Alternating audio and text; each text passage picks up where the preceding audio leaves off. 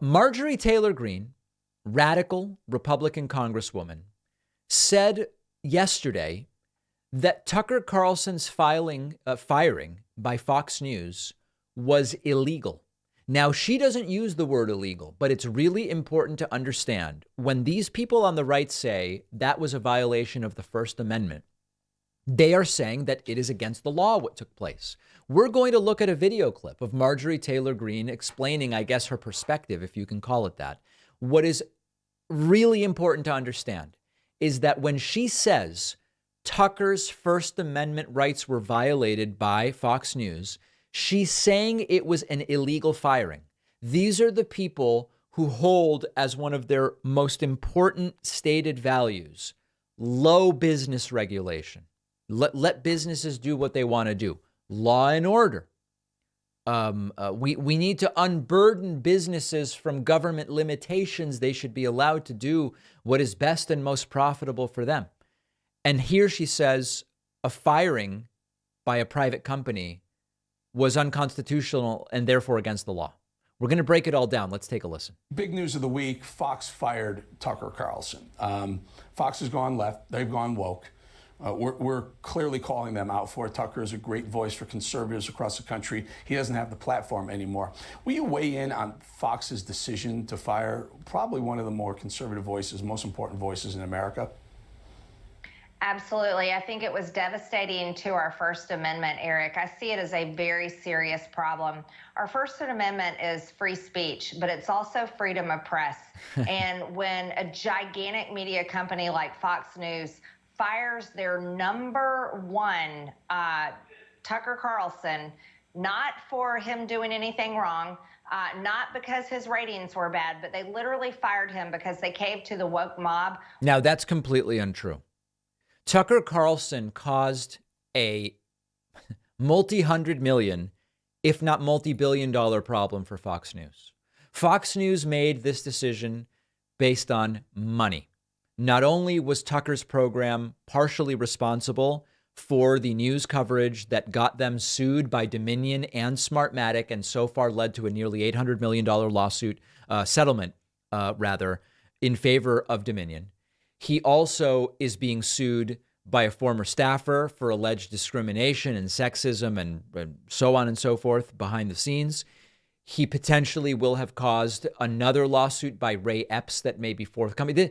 This was a financial thing, but that's not the focus of this segment. It's Marjorie's misunderstanding of the First Amendment. What we're seeing is the end of the First Amendment. That's how What? I see it.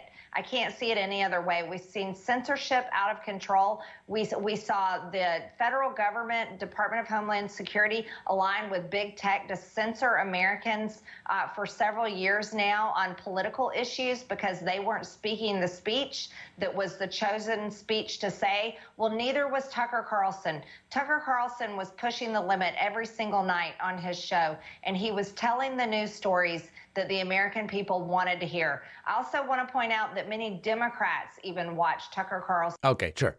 So the question here is there any way in which a company firing an employee could violate the First Amendment, the way Marjorie Taylor Greene says? The First Amendment of the Constitution to the Constitution protects individuals and, in theory, companies as well, from government actions that interfere with freedom of speech, religion, press, assembly, and petition. Private companies are not bound by the First Amendment in the same way. And on the other hand, they also generally have the right to set their own rules and policies. This is something that people like Marjorie Taylor Greene on the right claim to revere as one of the highest goals and virtues of the United States legal system. And this applies to employment as well. Now, could firings be illegal? Sure. There's all sorts of wrongful termination that can and often is argued by employees. If Tucker were to be fired because he's white or because he's Christian, certainly he would have a very good case for wrongful termination. I don't believe it would have anything to do with the First Amendment. It would violate employer non-discrimination law. But the idea that because they fired Tucker, the First Amendment isn't violated merely because Tucker spoke on TV is ridiculous. It's ridiculous. And it shouldn't even be, the sad thing is that we have to explain it in this way. Now, is there any way where a company could be violating the First Amendment rights of an employee? Imagine that an employee speaks out about a matter of public concern as a citizen, and their speech isn't related to their job duties in any way. You can try to argue that your First Amendment rights were violated. It's very tough to do. If it's a government job, it's slightly easier to do, but it's a tough standard to reach. Some states have laws that protect employees above and beyond the First Amendment. Like, for example, some states have laws that prohibit employers from retaliating against employees for political activity outside of work. So that would be a situation where there's an additional protection and the employee would be able to hold their employer to account. Do any of these circumstances even remotely apply to Fox News firing Tucker Carlson? Not, absolutely not. Absolutely not. And so we are faced once again with this question. Do right-wingers not actually know what the First Amendment does and what it is? Or do they know, but they realize their followers don't? And so they blatantly lie to them on TV. I don't know. You be the judge. But what we do know is Marjorie Taylor Greene is humiliatingly wrong here.